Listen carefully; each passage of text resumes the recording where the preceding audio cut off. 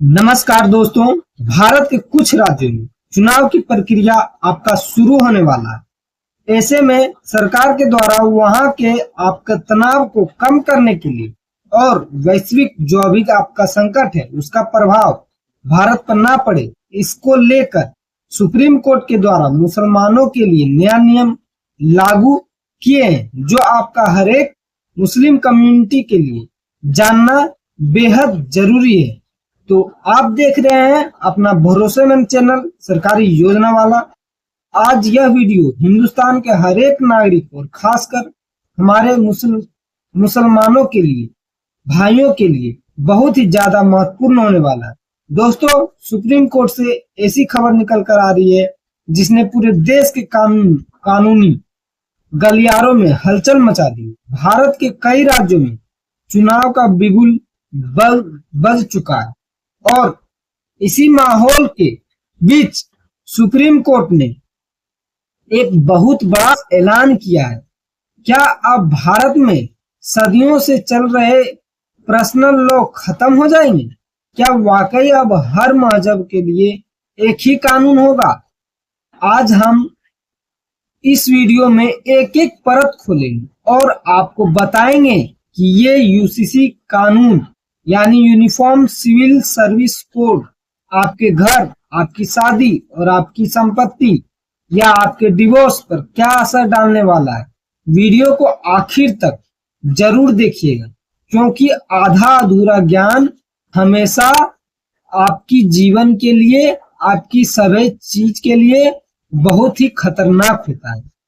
तो सुनिए, अभी आप देख रहे होंगे बंगाल से लेकर केरल तक चुनावी सरगर्मियां तेज है। अक्सर इन मौके पर तनाव की खबरें आती है, लेकिन इस बार सरकार और सुप्रीम कोर्ट एक्शन मोड में। सरकार का कहना है कि बाहरी संकट या आंतरिक सलाह या कला का असर देश की शांति पर नहीं पड़ना चाहिए। इसी को ध्यान में रखते हुए सुप्रीम कोर्ट ने संकेत दिया है कि अब वह समय आ गया है जब देश को वन नेशन वन लॉ चाहिए। ठीक है, वन लॉ चाहिए और इसी वन लॉ वन नेशन के रास्ते पर चलना चाहिए। यहाँ यह समझना जरूरी है कि यह सिर्फ चुनाव का मुद्दा नहीं है, समझ रहे होंगे आप लोग, बल्कि यह देश के संविधान के आर्टिकल 44 की तरफ एक बड़ा कदम है। लेकिन सवाल वही क्या है, मुस्लिम समाज इसके लिए तैयार है या नहीं? क्या 1937 का शरिया कानून? अब बात करते हैं उस कानून की जिस पर सबसे ज्यादा बहस हो रही है, मुस्लिम पर्सनल लॉ मतलब शरिया एप्लीकेशन एक्ट 1937। दोस्तों, पिछले 80 से 90 साल में आप लोग मुसलमान भाइयों लोग ने देखा होगा कि पारिवारिक मामले जैसे शादीशुदा, तलाक और विरासत इसी कानून के हिसाब से चलते आए। लेकिन अब सुप्रीम कोर्ट में कई ऐसी याचिकाएं दायर की गई है जो कहती है कि इस पुराने कानून की धाराएं आज के समय में नहीं है। मतलब विपक्ष और कई मुस्लिम नेता जैसे असदुद्दीन ओवैसी साहब का तर्क है कि भारत का संविधान हमें अपनी मर्जी से धर्म मानने की आजादी देता है, इसलिए शरिया कानून में बदलाव करना मजहबी आजाद में दखल देना होगा। लेकिन दूसरी तरफ से कोर्ट का कहना है कि महिलाओं के अधिकार और समानता के लिए कानून एक ही होना जरूरी है। तो अगर यूसीसी कानून लागू होता है तो सरकारी योजना वाले के दर्शकों को इन तीन बदलाव को समझना और ध्यान में समझना रखना चाहिए।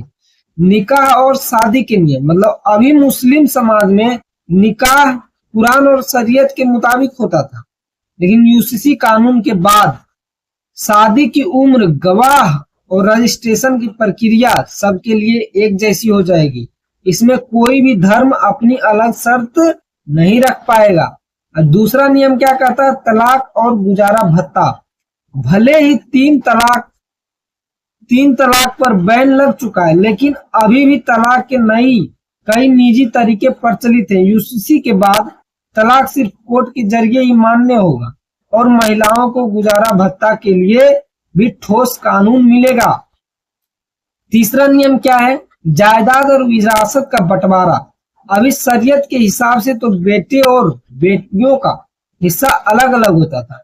नए कानून में माता पिता की संपत्ति पर बेटे और बेटियों का बराबर हक सुनिश्चित किया जा सकता है, जो फिलहाल कई पर्सनल लॉ में नहीं है। समझ रहे होंगे आप लोग? समझ रहे हैं तो वीडियो को लाइक जरूर कीजिएगा दोस्तों। सोशल मीडिया और जमीन पर इस वक्त भारी विरोध भी देखने को मिल रहा है। मतलब समझ रहे हैं कि सोशल मीडिया, यूट्यूब, मतलब फेसबुक, इस पर ये सब कानून का, यूसीसी का जो कानून है उस पर भारी विरोध देखने को मिल रहा है।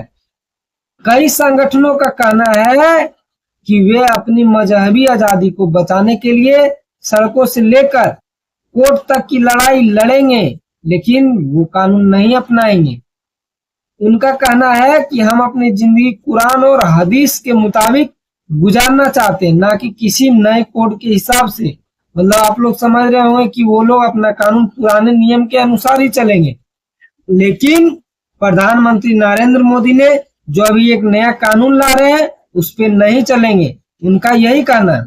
दोस्तों, यहाँ सवाल उठता है कि क्या सच में एक देश में दो अलग कानून होना चाहिए या फिर सबको एक ही तराजू में तोला जाना चाहिए?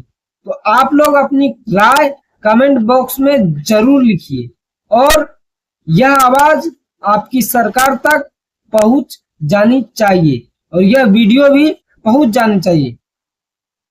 तो दोस्तों, यह मामला बहुत ही संवेदनशील है। थोड़ा आप लोग ध्यान से समझिएगा, सुनिएगा और देखिएगा और अपना राय कमेंट में लिखिएगा।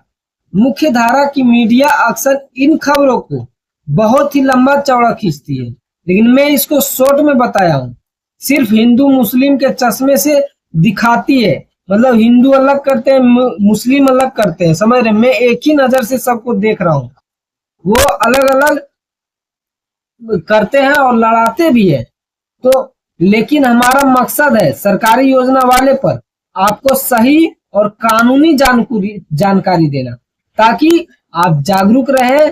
आप अगर आपको लगता है कि यह जानकारी काम की है तो इस वीडियो को शेयर जरूर करें, खासकर अपने उन दोस्तों को भेजें जो कानून में हो रहे इन बदलावों से बेखबर है। तो मैं उन मीडिया और खबरों से कह देना चाहूंगा कि आप सिर्फ हिंदू मुस्लिम के चश्मे से नहीं दिखाइए। अक्सर एक ही कानून और एक सुप्रीम कोर्ट का जो कानून होता है वो कानून के नजर से दिखाइए, ठीक है?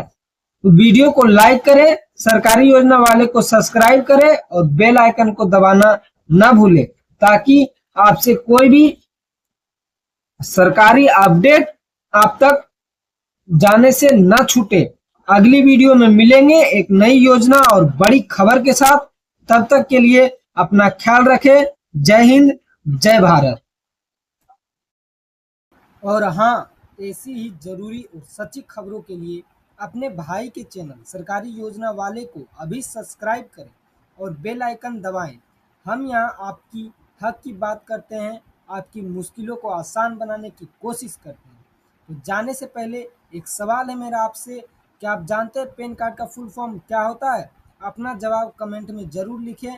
देखते हैं कितने लोग जागरूक हैं। मिलते हैं अगले ही वीडियो में, तब तक के लिए अपना ख्याल रखें।